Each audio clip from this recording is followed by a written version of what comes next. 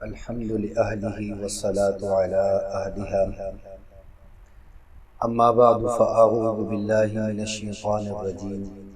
بسم الله الرحمن الرحيم. لن ينال الله لحومها ولا دماؤها ولكن يناله التقوى منكم. صدق الله العظيم. اللهم صل على محمد وعلى آل محمد كما صليت على إبراهيم وعلى آل إبراهيم إنك حميد مجيد. اللهم بارك على محمد وعلى آل محمد كما باركت على إبراهيم وعلى آل إبراهيم إنك حميد مجيد. معزز سامعین، قربانی ایک اہم عبادت ہے اور اسلام کے شعائر میں سے ہے۔ قربانی زمانہ جاہلیت میں بھی ہوا کرتی تھی، لیکن زمانہ جاہلیت کے اندر جو لوگ قربانی کرتے تھے وہ بتوں کے نام پر قربانی کرتے تھے۔ اپنے انہوں نے جو نعوذ باللہ خدا بنائے ہوتے تھے ان کے نام پر جانور ذبح کرتے تھے۔ مختلف قسم کے مذاہب رسمی طور پر قربانی کیا کرتے تھے۔ تو اللہ تعالیٰ نے آپ صلی اللہ علیہ وآلہ وسلم کو حکم فرمایا کہ جس طرح باقی عبادات ہیں وہ اللہ تعالیٰ کی ذات کے ساتھ خاص ہیں، اسی طرح جو قربانی ہے یہ بھی چونکہ عبادت ہے تو یہ بھی اللہ کی ذات کے ساتھ خاص ہے۔ عبادت صرف اللہ کی جاتی ہے، اللہ کے علاوہ کسی کی عبادت کرنا یہ شرک ہوتا ہے۔ تو اللہ تعالیٰ نے آپ صلی اللہ علیہ وآلہ وسلم کو یہ حکم فرمایا کہ آپ ہمارے نام پر قربانی کیا۔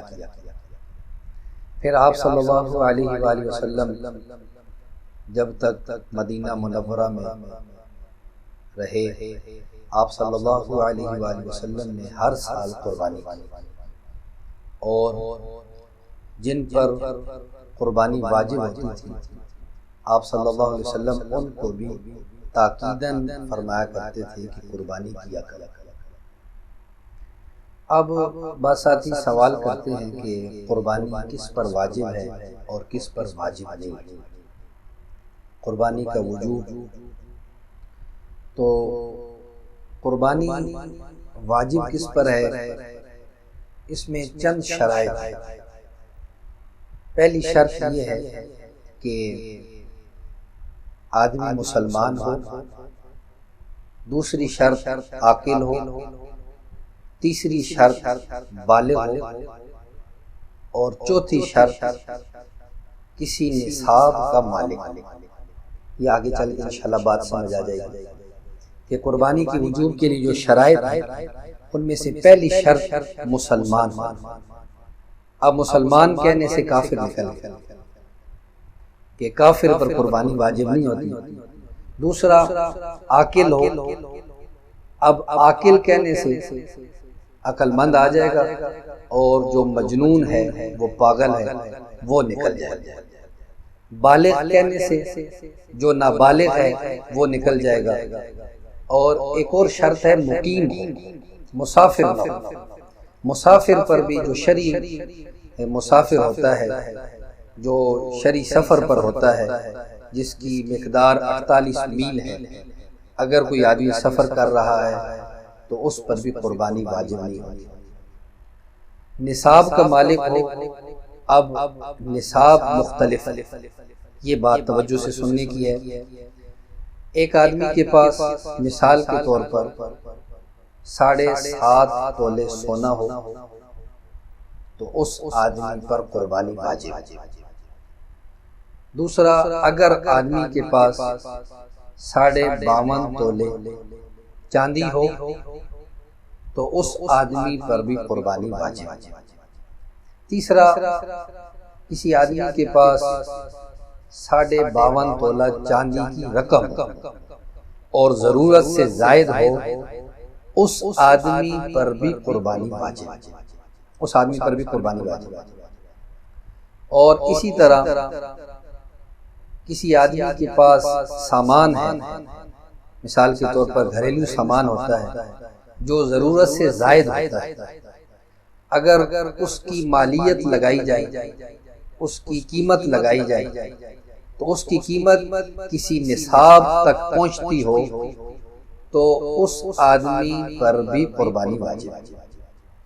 اسی طرح ایک اور نصاب کی صورت ہے کہ سامان مخلوط ہو، اوپر جو چیزیں ذکر کی سونا چاندی رقم سامان یہ مخلوط ہو۔ مخلوط کہنے کا مقصد یہ ہے، مطلب یہ ہے کہ کسی آدمی کے پاس تھوڑا سا سونا ہو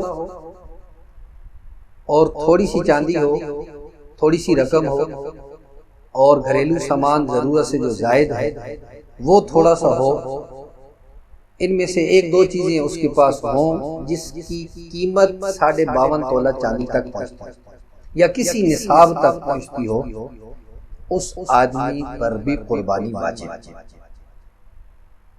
اب نصاب سے یہ بات یاد رکھیے کہ زکوٰۃ کے اندر زکوٰۃ جس آدمی پر فرض ہوتی ہے وہ بھی نصاب یہی ہوتے ہیں، لیکن اس میں ایک شرط بڑی ہوتی ہے کہ اس پر سال گزرنا شرط ہوتا ہے زکوٰۃ کے اندر، کہ پورا سال گزر جائے تب اس پر زکوٰۃ واجب ہوتی ہے۔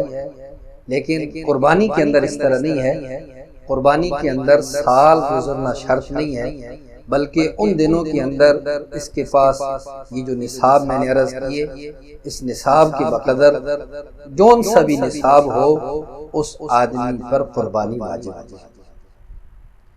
ایک اور مسئلہ چونکہ رواج پا گیا ہے کہ اگر گھر میں سے کوئی ایک آدمی قربانی کر دے تو سب کی طرف سے ہو جاتی ہے، تو یہ بھی اسلامی طریقہ نہیں ہے، بلکہ اس کے اندر بھی بات سمجھنے کی ضرورت ہے کہ گھر کے اندر اگر ایک آدمی نصاب کا مالک ہے، کوئی نصاب جو اوپر ذکر کیے ان میں سے کسی ایک اس پر وہ پورا آتا ہے تو اس پر واجب ہے۔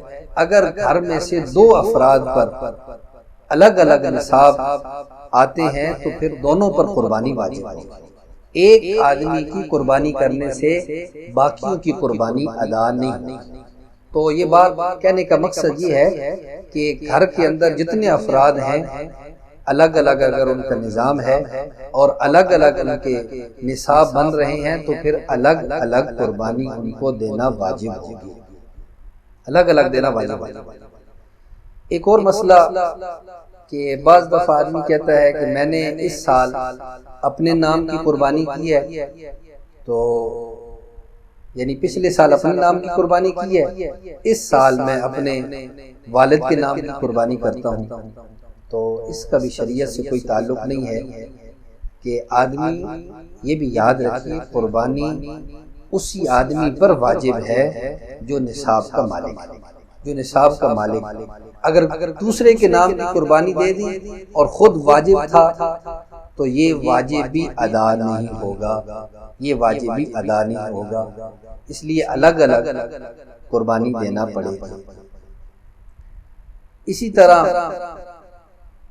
بعض دفعہ آدمی کہتا ہے کہ میں اپنے والد صاحب جو انتقال کر گئے ہیں ان کی طرف سے قربانی کر رہا ہوں، تو اس میں بھی مسئلہ سمجھ لیجیے، اگر والدین میں سے والد ہے یا والدہ ہے، اگر وہ وصیت کر کے جائے، اگر وہ وصیت کر کے جائے کہ میری اوپر قربانی واجب ہے لہٰذا تم نے قربانی میرے طرف سے کرنی ہے، تو اس وقت قربانی ان کی طرف سے کرنا ضروری ہوگی۔ لیکن اگر انہوں نے وصیت نہیں کی اور بیٹا مثال کے طور پر اپنے والد کی طرف سے قربانی کرتا ہے تو پھر وہ نفل شمار ہوگی، وہ قربانی ان کی طرف سے واجب ادا نہیں، واجب ادا نہیں۔ تو یہ قربانی کس پر واجب ہے، یہ مختصر یہ ذکر ہے کہ قربانی کس پر واجب ہے۔ یہ اہم مسائل ہیں، چند مسائل میں نے عرض کی۔ اللہ تعالیٰ سے دعا ہے اللہ تعالیٰ ان مسائل کو سمجھ کر اللہ تعالیٰ ان پر عمل کرنے کی توفیق عطا فرمائے۔ وآخر دعوانا ان الحمد للہ رب العالمین۔